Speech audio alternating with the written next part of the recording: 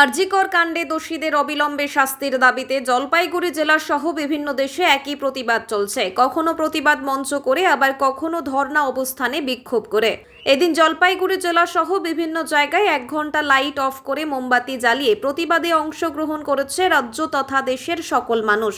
জলপাইগুড়ি জেলাও তার থেকে বাদ পড়েনি। জলপাইগুড়ি শহরের বিভিন্ন জায়গায় মহিলা, পুরুষ, বড় ছোট সবাই একত্রিত হয়ে হাতে মোমবাতি নিয়ে দোষীদের শাস্তির দাবি জানান। এদিন জলপাইগুড়ি 3 নম্বর ওয়ার্ডের মহিলারা বাড়ির লাইট নিভিয়ে হাতে মোমবাতি জ্বালিয়ে প্রতিবাদ জানায়। মিছিল থেকে দোষীদের শাস্তির দাবি জানায়।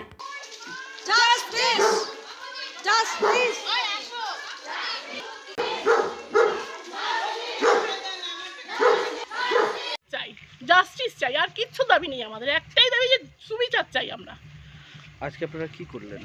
আজকে আমরা মোমবাতি মিছিলে বাড়ির লাইট সব অফ করে দিয়ে মোমবাতি নিয়ে বেরিয়েছি জাস্টিসের জন্য।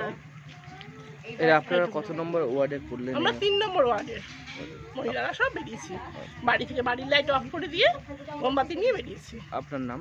আমার নাম দীপালি দাস। ধন্যবাদ।